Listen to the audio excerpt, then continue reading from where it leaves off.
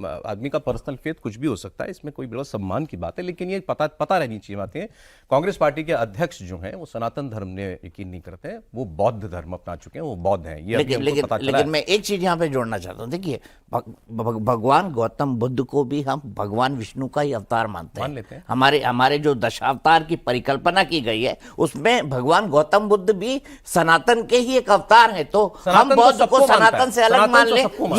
ये आस्था का विषय है। आप समझिए कि जब आप आस्था के विषय में आप नैरेटिव की बात करते हैं तो इससे बड़ी गलती कुछ हो नहीं सकती। आप कोई कॉमन वर्कर को आप एक सर्वे चैलेंज करते हैं कि जो कांग्रेस पार्टी के जितने वर्कर है आप सबको पूछ लीजिए इस सवाल, अगर उनको जवाब मालूम है तो ऊपर ये बड़े नाम बता सकते हो आप जो कहते थे, जिन्होंने खुलकर कहा नहीं हमको इसमें जाना चाहिए। मैं नाम में नहीं कहूंगा, पर ऑलमोस्ट ऑल प्रवक्ता, हमारे जितने भी प्रवक्ता साथी हैं जो प्राइम टाइम पे हम लोग पार्टी को डिफेंड करते थे, सबका यही कहना था कि ये क्या कर रहे हैं हम लोग। मैं इंडिविजुअल नाम लेके पूछूं, बता दो। हाँ, नाम बता देना। बिल्कुल नहीं, बिल्कुल नहीं। सुप्रिया जी, जो मोस्ट प्रोमिनेंट फेसेस है उनकी बात कर रहा हूं। सचिन पायलट, दीपेंद्र हुड्डा, रणदीप सिंह सुरजेवाला, अजय माकन, ये जितनी नॉर्थ की लॉबी है, जो सेकंड लीडरशिप डेवलप हो रही है राहुल गांधी के साथ में, ये सब चाहते थे जाना चाहिए, सबने कहा। लेकिन मैंने फिर कहा ना कि वो साउथ की लॉबी भारी पड़ी और फैसला आपके सामने है। राहुल गांधी सारे साउथ के लोगों से घिरे हुए क्या? फिलहाल तो ऐसा ही है। केसी वेणुगोपाल सबसे पावरफुल महासचिव इस वक्त हैं, केसी वेणुगोपाल, जो संगठन के महासचिव हैं, सारे फैसले वो लेते हैं और वो डिफेक्टो कांग्रेस प्रेसिडेंट भी हैं। मैंने आपके पिछले शो में भी ये बात कही थी। उसके बाद हैं सेकंड पावरफुल केसी वेणुगोपाल के बाद जयराम रमेश। तो खड़गे साहब क्या है फिर? मैंने कहा ना डिफेक्टो हैं केसी वेणुगोपाल। खड़गे साहब क्या करते हैं? खड़गे साहब चेहरा है, सिर्फ चेहरा है, फेस नॉट द। अच्छा, मैं आपकी चिट्ठी पे वापस आते हुए, आपने इसमें लिखा कि इस आदमी ने, जयराम रमेश ने, आपने नाम नहीं लिया, मैं ले रहा हूं, constant humiliation and character assassination. कैसे? मैं जब ये इंचार्ज बने तब मैं सोशल मीडिया का हेड था। उसके बाद में उन्होंने आने के बाद पहले तो मुझे हटाने का काम किया। पहले I was there for 3 years। 3 साल ऐसे खत्म हो गए तो मैंने ग्रेसफुली एक्सेप्ट किया, मैं नेशनल स्पोक्स पर्सन बना। क्लियर कट इंस्ट्रक्शन था, आप जानते हैं मैं नेशनल टीवी पे डिफेंड करता था पार्टी को। मुझे एक भी मेरा प्रेस कॉन्फ्रेंस आप दिल्ली में दिखा दीजिए, क्लियर कट इंस्ट्रक्शन था कि मैंने नहीं देखा, प्रेस कॉन्फ्रेंस नहीं कहेगा। मैंने कभी ये चीज नहीं बोली और मैं आज भी ये कंप्लेन नहीं कर रहा हूं। मैं कभी ये आदमी नहीं हूं कि हर चीज की कंप्लेन करेंगे। ठीक है, पार्ट ऑफ, ठीक है, हो गया टू नाइस। नहीं, मैं बता रहा हूं, नहीं नाइस की बात नहीं है, मैं बता रहा हूं। ये देखिए, ये विश्वसनीयता की बात है सौरभ भाई। आदमी की डिसीजन कोई भी ले पर उसकी व्यक्तिगत विश्वसनीयता नहीं जानी चाहिए। और क्या हुआ सर? पहली बात वो हुई। उसके बाद में गुजरात का चुनाव आया, मुझे स्ट्रिक्टली अगेंस्ट में अलग रखा गया। वहां बोला गया कि आप रोहन गुप्ता से कोई डिस्कशन नहीं करेंगे। वहां की पीईसी जिसमें 40 लोग होते हैं, मैं नेशनल ऑफिस बेरर हूं पार्टी का, 40 लोग पीईसी है, उसमें मुझे स्थान नहीं दिया गया, बिल्कुल नहीं दिया। पूरे गुजरात चुनाव में 100% मुझे पूरी प्रक्रिया से अलग रखा गया, वो जाने दीजिए।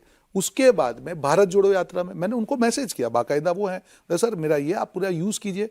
कहीं पे भारत जोड़ो यात्रा में मेरा इन्वॉल्वमेंट नहीं किया। आई वॉज एक सोशल मीडिया हेड, नेशनल प्रवक्ता मुझे बनाया गया। जब मुझे डिबेट में भेजा मैंने अच्छी तरह परफॉर्म किया।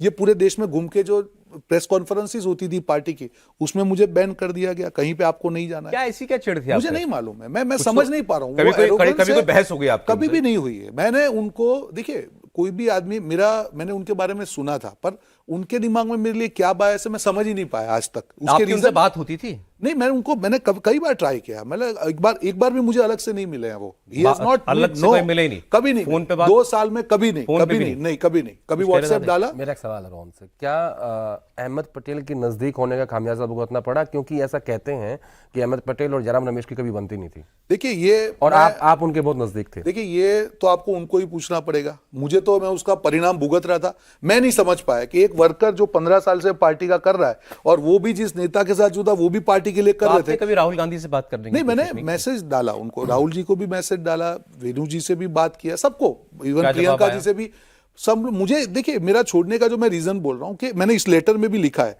कि कोई इनको कंट्रोल नहीं कर पाया। जो पार्टी का नैरेटिव में भी कोई इनको कंट्रोल नहीं कर पाया, बिल्कुल नहीं कर पाया। जो इनके मन में आ रहा है वो कर रहे हैं। मैं आपको और एक चीज बोलता हूं, एक बड़ी चीज बोलना चाहूंगा कि जो आपके विरोधाभास अगर नैरेटिव में आता है आपके एक्ट में, तो आपकी विश्वसनीयता खत्म हो जाती है। आज पार्टी जो इंडस्ट्रियलिस्ट को यहाँ पे दिल्ली में बैठ के आप लोग यहाँ पे गालियां दे रहे हैं, राजस्थान और तेलंगाना में आप एमओयू साइन कर रहे हैं, कौन से मुंह से आप डिफेंड करेंगे इस चीज को जाके ग्राउंड आप पे? लोग अनईजी होते थे वैसे नहीं, बोले, बात अडानी अनईजी नहीं है, अंबानी का जवाब जब क्या नैरेटिव देंगे? आया, नहीं, अनईजी की बात नहीं, हम जवाब क्या दें? सवाल का जवाब देखिए, नैरेटिव क्लियर होना चाहिए। अब जनता को अगर मैं कोई मैसेज देना चाहता हूं कि भाई ये मेरा नैरेटिव, तो आपकी क्लैरिटी तो चाहिए। क्या क्लैरिटी है? ओपीएस के लिए पूरे अपने राज्य के चुनाव लड़े, आज सेंट्रल मैनिफेस्टो से आपका ओपीएस गायब है। टोटल का कास्ट सेंसस की आप बात करें, एक साल आपकी पूरी सरकार रही, उसमें आपने कास्ट सेंसस की बात नहीं की। फॉरवर्ड लुकिंग अप्रोच कहां पे? हर चीज में भी। और एक चीज, जितने भी यंग लीडर है, देखिए हर बार ये अटैक होते थे, हम भी डिबेट में करते थे कि ये लालच से चला गया, डर से। एक और भी चीज होती है आत्मसम्मान। हम अगर 15 साल से, मैं गुजरात से हूं सौरभ भाई,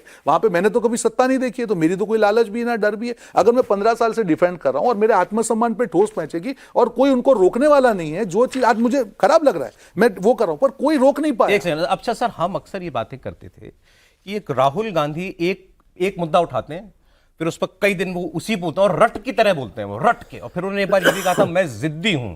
अब जैसे पहले उन्होंने अडानी अडानी अडानी अडानी अडानी करना शुरू किया, बड़े खराब मीम्स कांग्रेस पार्टी ने बनाते थे, तो आपको तो मालूम होंगे ना, मोडानी और पता नहीं क्या क्या सब कुछ बेच डाला, या मोदी काम करता है अडानी के लिए, इस टाइप की बातें इन्होंने सोशल मीडिया कैंपेन चलाया। राहुल गांधी कुछ दिन तक अडानी अडानी मोडानी किया, फिर उनको मिल गया कास्ट सेंसस, जातिगत जनगणना। तीन सेक्रेटरी हैं केवल भारत सरकार में, ओबीसी, बाकी कहाँ हैं? ये मुद्दा उन्होंने कुछ हफ्ते चलाया, फिर आ गए वो संविधान बचाओ, देश नहीं बचेगा, देश खत्म हो जाएगा। एक बार तो उन्होंने ये बोल दिया, सारे मारे जाओगे, कोई नहीं बचेगा, कोई बचेगा नहीं तुम में से। शराब पीकर पड़े रहते हैं, रील्स देखते रहते हैं फोन पर। देश की 73% जनता तो सो रही है या रील देख रही है।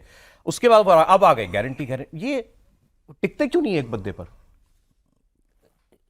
जो बात इन्होंने की, क्लैरिटी ऑफ थॉट। जब क्लैरिटी ऑफ थॉट लीडरशिप में नहीं होगा तो वो क्लैरिटी ऑफ थॉट नीचे तक जाएगा, और जो उनको समझाने वाले लोग हैं, जो उनको कन्विंस करने वाले लोग हैं। ये मुद्दे देता कौन है? वो उनकी उपज होती है राहुल गांधी की, या कोई उनको मुद्दे देता है कि अब ये मुद्दा उठाना है ना? जयराम रमेश जी है जो उनको मुद्दे देते हैं, केसी वेणुगोपाल जी हैं जो उनको मुद्दे देते हैं, और इसी तरह के लोग हैं। एक्चुअली वो बहुत हद तक लेफ्ट की विचारधारा से प्रभावित है और उसी तरह के लोगों से घिरे हुए हैं, और उसी तरह की लाइन वो लगातार रखते हैं। ये मेरी समझ है उनके बारे में। क्यों नहीं स्टिक करते एक मुद्दे पर? आप देखिए 2019 में रफेल चलाया, हाँ, और सिर्फ रफेल पे ही चुनाव लड़ा पूरा का पूरा। चौकीदार चोर है और रफेल वो फ्यूज हो गया। फिर बाद में कहा कि पार्टी के सीनियर नेताओं ने मेरा इस विषय पे साथ नहीं दिया, यानी चिदम्बरम, गुलाम नबी आज़ाद, जो उसमें जितने भी बड़े लोग तब थे, किसी ने भी रफेल की बात नहीं की। तो उनको इस बात का अंदेशा था कि हमारी पार्टी के नेताओं की दोस्ती अनिल अंबानी के साथ है। ऐसे ही अब अडानी का विषय देख लीजिए आप, अडानी के विषय पे कितने नेता खुल के बोलते हैं? बहुत कम, मतलब आप उनको गिन सकते हो उंगलियों पे कि ये बंदे बोलते हैं। और जब कम्युनिकेशन के हेड रणदीप सिंह सुरजेवाला को हटाना था और उनकी जगह पर नए बंदा लेके आना था, जिसमें जयराम रमेश आए, तो उसमें भी इस बात को लेकर चिंतन किया गया कि ऐसा कौन है जिसकी दोस्ती मुकेश अंबानी या अडानी के साथ नहीं है, जो नाम लेके प्रेस कॉन्फ्रेंस कर सके। ऐसे बहुत से इंसिडेंट हुए। ये कौन ढूंढ रहा था ऐसा आदमी? राहुल गांधी ढूंढ रहे। राहुल गांधी के पास लोग नहीं थे कि राहुल गांधी ऐसा आदमी ढूंढ रहे थे जो खुल के अडानी को गाली दे सके। हाँ, अडानी को या मुकेश अंबानी को, क्योंकि सबके संबंध है नेताओं के एक दूसरे कॉर्पोरेट हाउसेस के साथ। जब रफेल की बात आती थी तो बहुत सारे लोगों से पूछा जाता था कि आप प्रेस कॉन्फ्रेंस करोगे क्या? कहते मैं तो शहर में ही नहीं हूँ, मुझे बुखार हो गया या मेरा पेट खराब है। तो राहुल गांधी को इन बातों की जानकारी थी कि हमारे नेताओं के संबंध, इसलिए उनको जयराम रमेश पसंद आ गए। नहीं, पसंद नहीं आ गए, ऑल्टरनेट नहीं था।